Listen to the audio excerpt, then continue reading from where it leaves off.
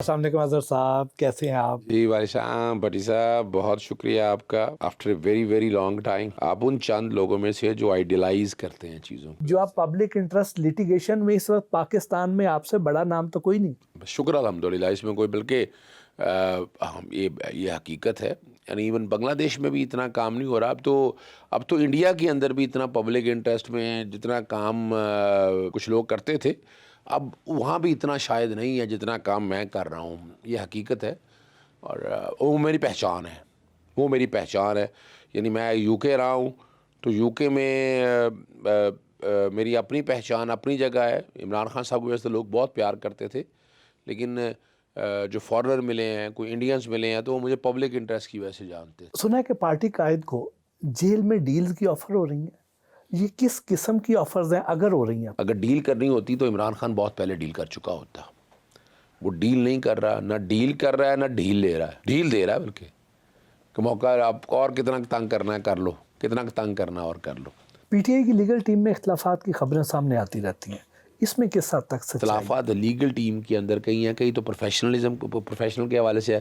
کوئی فوجداری کیس نہیں سمجھتا، وہ سمجھتا کہ میں زیادہ اچھا سمجھتا ہوں، حالانکہ وہ نہیں سمجھتا. جو فوجداری کام سمجھتا ہے وہی کرے گا. اب نیب کی جس کی ایکسپرٹی ہے وہ نیب کی ایکسپرٹی ہے. تو لیگل ٹیم میں یہ اختلافات تھوڑے بہت ہونا یہ کوئی اتنی بری بات نہیں ہے. لیکن فرق میں بتا دوں آپ کو، وجہ کیا تھی. جب عمران خان باہر تھے نا تو ہماری نا میٹنگ ہوا کرتی تھی زوم پہ. ہم کئی دفعہ زمان پاک میں بلا لیا جاتا تھا، کئی دفعہ ہمیں اسلام آباد بلا لیا جاتا تھا، اور عمران خان صاحب کی موجودگی میں ہوا کرتی تھی. تو وہاں کنٹروورسیز نہیں رہتی تھیں، وہاں پرابلم نہیں. اب وجہ کیا ہے، عمران خان صاحب تک ڈائریکشن کچھ آتی ہے، کسی نے کچھ کرنا ہے، پھر ٹائم لے جاتے ہیں، پھر سلو ہے، پھر ہمت کی باتیں بھی ہیں، بہت سے معاملے ہیں. پھر اگلا سوال کہ آپ فیسوں کا نہ پوچھ رہے ہیں کہ فیسیں کتنی لے رہے ہیں، تو میں آپ کے منہ سے پہلے ہی وہ سوال چھین لیتا ہوں. میں نے کہا آپ نے وہ کرنا ہے، لیکن آپ کہہ رہے ہوں گے کہ میرے سے پیار بہت زیادہ ہے، میں ایسا سخت سوال نہ کر لوں. چونکہ لازمی اس انتظار میں رہ رہا ہے کہ اگلا سوال آپ کے منہ سے. چونکہ آپ کریٹک بہت ہے نا. وکیل کچھ لیتے ہیں، سارے وکیل نہیں لیتے. میں نے 1 روپیہ نہیں لیا، میں تو پیسے بھی پلے سے لگاتا ہوں. جو پڑھے پوچھیے گا کروڑوں میں ہے، جتنی بھی ہے وہ چونکہ پریولیج ہے وہ، اور خاندان پے کر رہا ہے جس طرح بھی پے کر رہا ہے. اور پروفیشنل وکیل رکھنا بہت ضروری ہے. باقی جو پارٹی کے کسی وکیل نے پیسے لیے تو وہ غلط کیا ہے، وہ میں اس سے اختلاف کرتا ہوں. مخالفین یہ الزام لگاتے ہیں کہ پی ٹی آئی کی لیگل ٹیم بغیر تیاری کے کورٹ میں پہنچ جاتی ہے، جس کی وجہ سے رہائی میں تاخیر ہو رہی ہے. نہیں، میں وکیل ہوں، میں اس سے اتفاق اس لیے نہیں کرتا کہ یہاں ایکسٹرنل پریشرز بہت زیادہ ہیں. یعنی ڈے ٹو ڈے ٹرائل صرف عمران خان کا چل رہا ہے، نواز شریف کا یا صرف زرداری کا کیوں نہیں ہے؟ جواب دینا ہوگا نا. اور وکیل جب آتا ہے نا تو وکیل تو تیاری کے ساتھ ہی آتا ہے. یہ بات سوال یہ نہیں ہے، وکیلوں کی کانفیڈنس والا ایشو نہیں ہے. جتنے کیسز 250-300 کیسز عمران خان کے اوپر بنا دی ہیں، سارے کیس زمین بوس ہو گئے نا. باغ دیر آئے درست آئے، چلیں جیسا بھی آپ کہیں اس بات کو.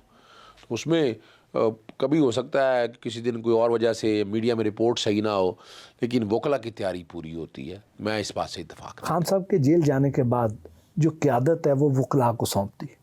وکلا کی قیادت میں آپ لوگ الیکشن نہ جیت سکے، تو کیا وکلا کو پارٹی کی قیادت کا فیصلہ درست تھا؟ دیکھیے اس وقت فسطائیت اتنی زیادہ تھی، کوئی کھڑا نہیں ہو رہا تھا، تو وکیلوں میں یہ ایڈوانٹیج تھا کہ ہم کھڑے ہو جاتے ہیں.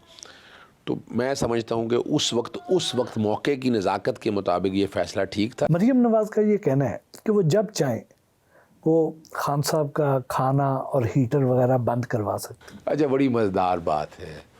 مریم صفدر تو کر سکتی ہیں، اس کی وجہ ہے کہ یہ خود کہتی رہی ہیں کہ جناب میں ڈیتھ سیل میں رہی ہوں. 26 لوگ ملاقات کرتے تھے. کھانا جائے ان کا گھر سے بن کے آتا تھا، وہاں ان ملازمین جتنے بھی لوگ ملنے آتے تھے ان کے لیے بھی کھانا تیار ہوتا تھا. یعنی اب اندازہ لگائیں، ایسے جیسے آپ کسی محفل میں آپ بیٹھے ہوئے ہیں، کسی محلے میں بیٹھے ہوئے ہیں، اور کشمیری سٹائل ان کا جیسا بھی ہے. پھر ان کو روک ٹوک کوئی نہیں تھی، جس کسی نے جانا ہے، سرکاری افسر نے جانا ہے، آنا ہے، ملنا ہے، اور ہسپتالوں میں آنا جانا کوئی دقت نہیں. مجھے بتا دیں آپ یہاں. تو وہ جو انہیں کہتے ہیں کہ 8 کمرے ملے ہوئے ہیں، ایکسرسائز کی مشین ہے، دیسی مرغ ملتے ہیں، دیسی گھی میں بھنے ہوئے ملتے ہیں، ران روسٹ ملتی ہے، ڈرائی فروٹس ملتے ہیں، چیا سیڈز ملتے ہیں، یہ سارا کچھ ملتا ہے. آپ یوں ہی لے لیں، اتنا کمرہ لے لیں بس. اتنے کمرے کی ایک بڑی بیرک ہے، اس میں 6 فٹ کے 3 سیل بنے ہوئے ہیں.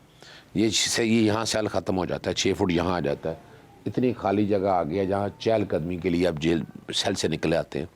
یہ سیل یعنی 3 سیل اس طرف ہے, 3 سیل اس طرف ہے, بیچ میں چہل قدمی کے لیے جگہ ہے, اور 6 سیلوں میں ایک ہی سیل کے اندر 6 بائی 6 سیل میں عمران خان کو بند رکھتے ہیں.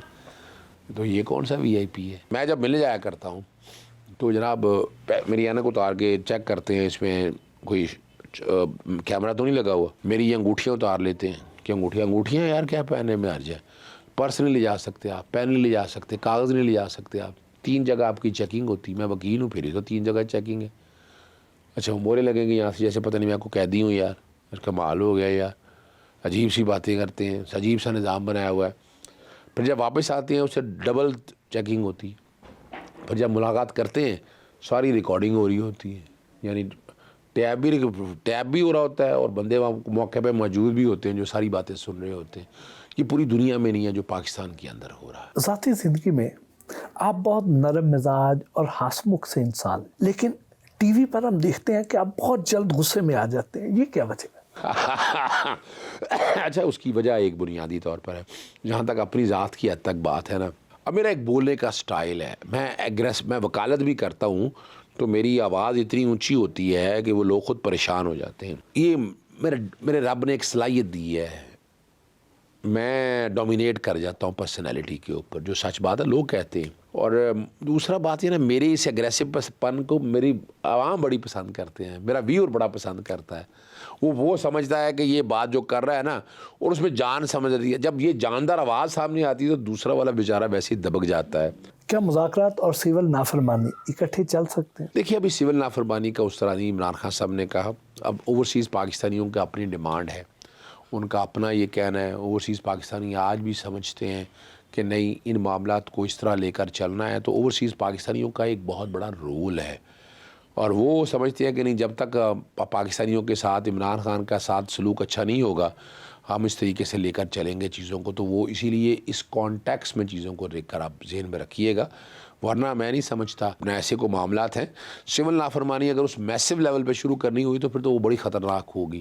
وہ تو یہ حکومت بیٹھ جائے گی, اس کی اکانومی بیٹھ جائے گی. اور کیا یہ جو اسی لیے مذاکرات کے لیے جو کنڈیشنز رکھی ہیں بڑی سافٹ رکھی ہیں. کیا پی ٹی آئی کو دیگر سیاسی جماعتوں سے مذاکرات کرنے چاہیے؟ میں تو گرینڈ الائنس کے حق میں ہوں. مجھ سے اگر پوچھیں, میں نے تو پاکستان میں نے تو بٹی صاحب 5 جون 2023 لنڈن میں تھا تو میں نے کہا تھا کہ پاکستان کو میثاق پاکستان کی ضرورت ہے. تمام سیاسی جماعتیں آئیں, آ کر طے کریں کتنا کرنا ہے, کس راستے پہ جانا ہے. یہ چیزیں طے ہونی بہت ضروری ہیں. جب گورنمنٹ بن رہی تھی تو میں نے کہا تھا کہ پاکستان پیپلز پارٹی کے ساتھ مل کے گورنمنٹ بنانی چاہیے.